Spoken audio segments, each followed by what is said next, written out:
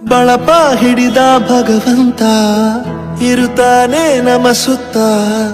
ಅವತಾರ ನಾನಾ ರೂಪವೋ ನಮ್ಮೆಲ್ಲ ಹಣೆ ಬರಹ ತಿದ್ದಿ ಬರೆಯಲು ಕತ್ತಲೆಯಿಂದ ಬಂತ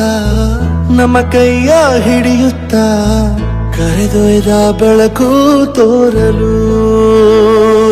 ಭಯವಾಗಿ ಗದರೋದು ನಮ್ಮ ಬೆಳೆಸಲು